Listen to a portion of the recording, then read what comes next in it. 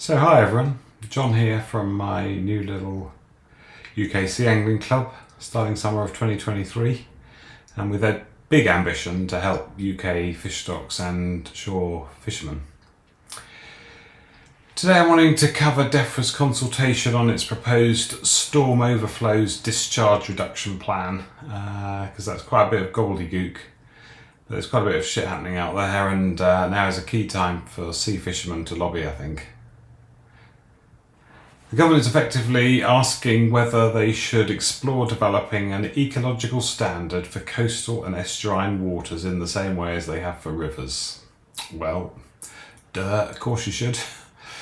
At the moment, raw sewage can be discharged at times of storm events into rivers, lakes and the sea, as I'm sure you all know, and water companies are using that option far too often.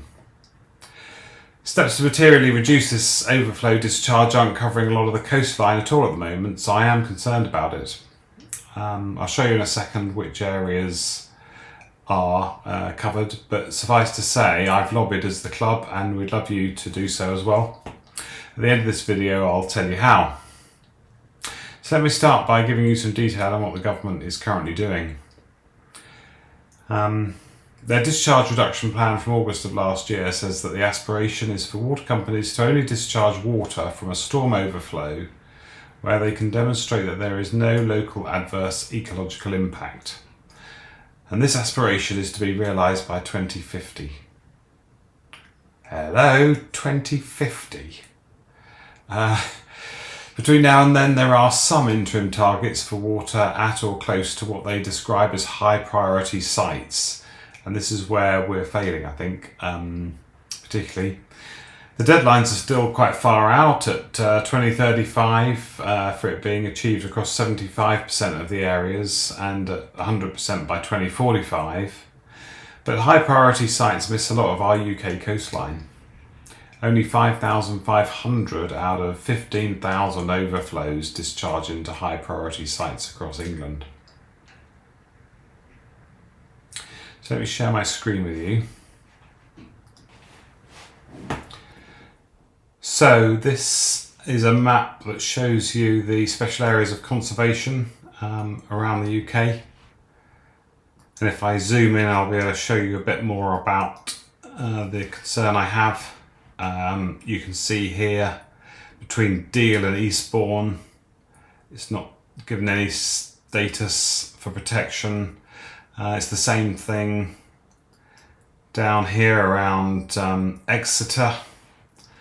You can see Looe, Fowey, Penzance, and if you come up to Wales, Barry, Swansea. When you come further up the country, the whole of the northeast almost, and quite a bit of the east coast of Scotland.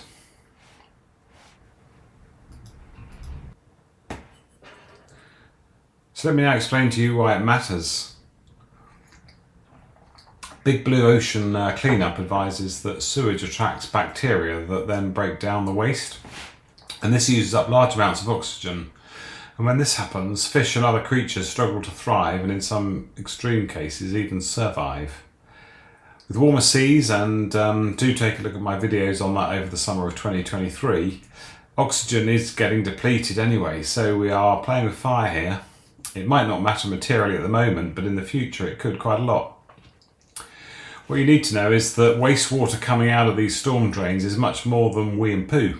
It includes grey water that comes out of our houses, such as chemicals used for showering, washing dishes and cleaning down surfaces.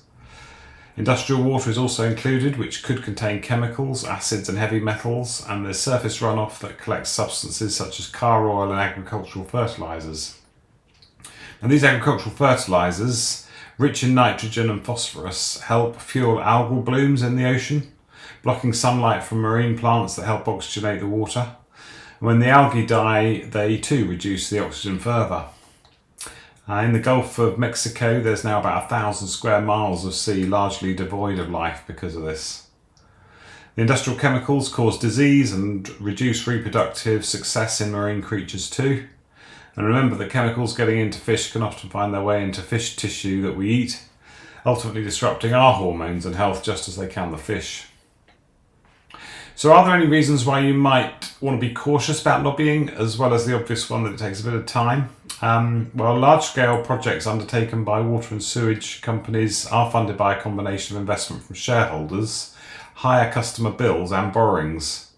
So as long as you say that you don't think the cost should be passed on to customers through higher bills, it's the owners of the companies that should pay. I don't think you should be overly concerned, and our planet desperately needs your help.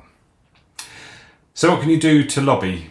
Well, if you're watching this video before the 24th of July 2023, go onto the internet, Google consult.defra.gov.uk, and then find the Water Industry Storm Overflows Discharge Reduction Plan consultation section. Or the full address that takes you straight there is on our Facebook page. When you go through the questions, do please make sure you get to the very end and submit, because it starts thanking you and checking what you think of their questionnaire approach when you get to stage 7 out of 9, and you have to see it right the way through to the end to click the submit button. If you're watching this video after the 24th of July, you can always write to your local MP, whose email address you should be able to find on their constituency website. Just tell them that with rising sea temperatures, chemicals and sewage getting into warmer seas is reducing the oxygen content and potentially harming our marine ecosystem, including the fish that we're going to rely on eating into the future, and that you think that water companies need to be forced to do more, and not at the expense of water customers. So as ever, thanks for watching, and thanks for your help. If you can take some action, that will be appreciated.